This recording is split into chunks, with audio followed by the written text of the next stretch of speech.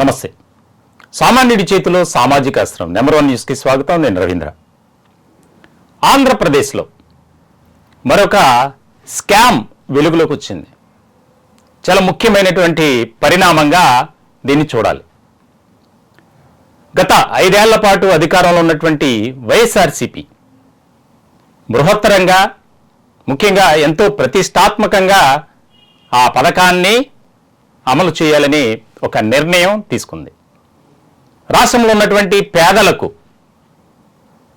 ఇల్లు ఇవ్వాలి, వారు నివాసం ఉండే సౌకర్యాలు మనం కలిగించాలి అనే దిశగా దీనికి సంబంధించి జగనన్న కాలనీల పేరుతో రాష్ట్ర వ్యాప్తంగా ఒక రకమైనటువంటి కార్యక్రమాన్ని నిర్వహించారు. టార్గెట్ 25 లక్షల ఇల్లును పెట్టుకుంటే 8 లక్షల ఇళ్లను పూర్తి చేసి లబ్ధిదారులకు అందజేశారు. ఇటువంటి క్రమంలో ఈ యొక్క జగనన్న కాలనీల అంశానికి సంబంధించి 1500 కోట్ల రూపాయలు అవినీతి జరిగింది అని ఇప్పుడు వెలుగులోకి వచ్చింది. ముఖ్యంగా రాష్ట్రంలో వైఎస్ఆర్సీపీ అధికారాన్ని కోల్పోయిన తర్వాత కూటమి అధికారంలోకి వచ్చింది.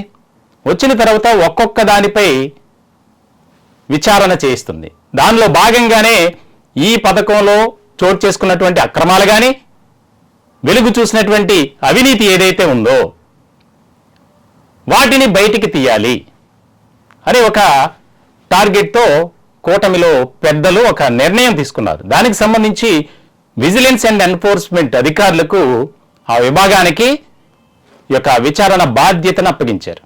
తాజాగా ఇచ్చినటువంటి రిపోర్ట్ ఆధారంగా రాష్ట్ర వ్యాప్తంగా ఈ జగనన్న ఇళ్లకు సంబంధించి 1500 కోట్ల రూపాయలు అవినీతి జరిగినట్లు ఒక ప్రాథమికమైనటువంటి నివేదికను విజిలెన్స్ అధికారులు రాష్ట్ర ప్రభుత్వానికి అందజేసింది.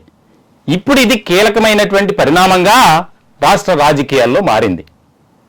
ఒక ఎకరానికి సంబంధించి 25 లక్షలు టార్గెట్ పెట్టుకున్నారు.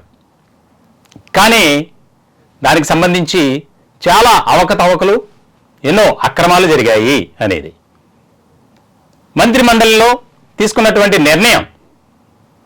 ముఖ్యంగా 10 లక్షలకు సంబంధించి ఒక ఎకరానికి లబ్ధిదారులకు మనం ఇల్లు కేటాయించాలి, ఆ సేకరించినటువంటి భూమిలో ఇల్లు నిర్మాణం చేపట్టాలి, అర్హులైనటువంటి వారిని సెలెక్ట్ చేసి ఇవ్వాలి అని. మొత్తానికి ఈ యొక్క 10 లక్షలని 25 లక్షలుగా చూపించడం, దానికి సంబంధించి అందులో మిగిలినటువంటి 15 లక్షల రూపాయలను ఈ యొక్క కొంతమంది వైఎస్ఆర్సీపీలో ఉన్నటువంటి పెద్దలు అలాగే అధికారులు ముడుపులుగా తీసుకున్నారు అనేది కూడా ఈ యొక్క విజిలెన్స్ రిపోర్ట్లో ఒక ముఖ్యమైనటువంటి అంశంగా పొందుపరిచారు. ఇప్పటికే రాష్ట్రంలో వైఎస్ఆర్సీపీ పరిస్థితి అయోమయంగా ఉంది. ఇలాంటి సందర్భంలో 1500 కోట్ల రూపాయల అవినీతి జరిగింది, అక్రమాలు చోటు చేసుకున్నాయి, దీనిపై ఇంకా పూర్తి స్థాయిలో సమగ్రంగా విచారిస్తే అనేక అంశాలు వెలుగులోకి వస్తాయి అనేది ఇప్పుడు కూటమి పెద్దలు ఒక ఆలోచన చేస్తున్నట్లు మనకి సమాచారం అందుతుంది. చాలా ముఖ్యమైనటువంటి అంశంగా దీనిపై ఒక చర్చ జరుగుతుంది. ఇప్పటికే అదానీ గ్రూప్తో అప్పటి ప్రభుత్వం, ముఖ్యంగా జగన్మోహన్ రెడ్డి ఏవైతే ఆరోపణలు వచ్చాయో వాటితోనే సతమతమవుతున్నటువంటి పరిస్థితి. అటువంటి సందర్భంలో తాజాగా ఒక అంశానికి సంబంధించి అక్రమాలు జరిగాయి, అవినీతి చోటు చేసుకుంది అని విజిలెన్స్ అండ్ ఎన్ఫోర్స్మెంట్ అధికారులు రిపోర్ట్ ఇవ్వటం కూడా ఒక కలకలంగా మారింది. దీనికి సంబంధించి అప్పుడు ఎవరైతే వైఎస్ఆర్సీపీకి అనుకూలంగా పనిచేశారో, ముఖ్యంగా అధికారులు, వారంతా ఇబ్బందికరమైనటువంటి పరిస్థితులైతే వారికి తప్పవు అనే ప్రచారం కూడా జోరుగా సాగుతుంది.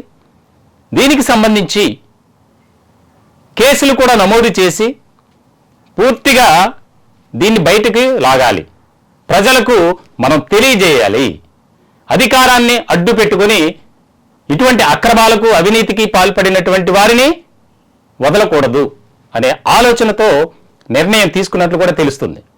త్వరలోనే దీనికి సంబంధించి మరొక ఉన్నతాధికారుల బృందంతో కూడా విచారణ జరిపించాలని, ఇప్పటికే ప్రాథమికమైనటువంటి అంశాలు, విజిలెన్స్ అండ్ ఎన్ఫోర్స్మెంట్ అధికారులు సేకరించినటువంటి ఆధారాలు, ఆ రిపోర్ట్ ఏదైతే ఉందో ఆ రిపోర్ట్ను ఆధారంగా చేసుకుని మరికొద్ది రోజుల్లోనే కొంతమందిపై కేసులు నమోదు చేయటం, వారిని అరెస్ట్ చేయడం కూడా జరుగుతుంది. అటు వైఎస్ఆర్సీపీలో ఉన్నటువంటి పెద్దలతో పాటు రెవెన్యూ, ఇతర విభాగాలకు సంబంధించి ముఖ్యమైనటువంటి అధికారులు ఎవరైతే ఈ అక్రమాలకు కేర్ ఆఫ్ అడ్రస్గా మారారో వారందరిపై చర్యలు తీసుకోవాలి అనే దాని మీద కసరత్తు చేస్తున్నట్లు తెలుస్తుంది. చూడాలి.